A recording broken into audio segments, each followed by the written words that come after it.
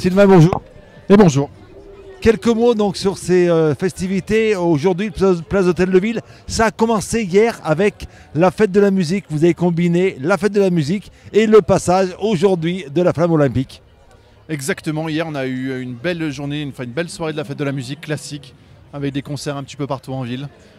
Voilà, il y a eu une petite averse au départ, mais on a réussi ensuite à faire une belle soirée. Aujourd'hui, du coup, on a la chance de recevoir la flamme olympique et donc d'avoir 2 jours d'animation qui sont assez exceptionnels. Des animations, place d'Hôtel de Ville. Alors, on voit plein de choses. On voit du trampoline, on voit du skate. C'est vraiment des animations qui sont liées au sport puisque Saint-Étienne va accueillir les Jeux Olympiques. C'est ça, aujourd'hui, voilà, sur la place de l'Hôtel de Ville, vous avez derrière nous toutes les animations qui sont sportives. C'est le site sportif. Aujourd'hui, c'est la journée olympique aussi. On combine plusieurs choses. Hier, c'était la fête de la musique. Aujourd'hui, la journée olympique. Et avec le passage de la flamme, les dates se combinent. Donc ici, vous avez du skate, de la trottinette. Vous avez des démonstrations de basketteurs. On a une démonstration du pôle France gymnique. On a la possibilité également de faire de l'escalade, de tester des parcours de force avec l'armée. Voilà, c'est vraiment une proposition très très diverse et ça plaît à beaucoup de public. Regardez derrière moi, c'est noir de monde. C'est noir de monde et puis quelle chance, c'est samedi, c'est pas un jour de semaine.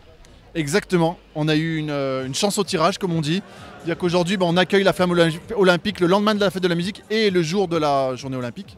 Ce qui fait que du coup tous les gens peuvent venir, ils sont disponibles.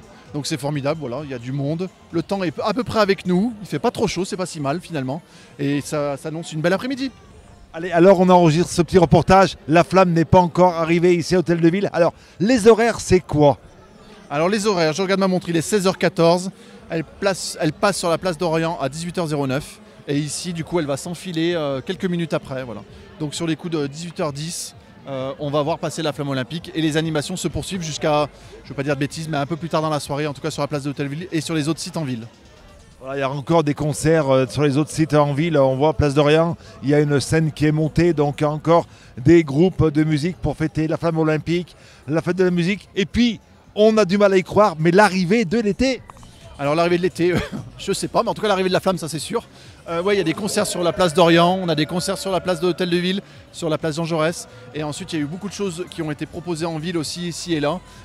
J'allais dire sur la place Valdez-Crousseau, place du Peuple, place Carnot, place à la Cité du Design également. Voilà. Donc il y a beaucoup de propositions culturelles pour le coup, qui sont disséminées partout. Et il y a un grand final sur le stade Geoffroy-Guichard, avec le spectacle de la compagnie Transexpress, qui est quelque chose d'assez unique, qui n'est jamais venu sur Saint-Étienne et qui est un spectacle qui a été présenté sur les 5 continents.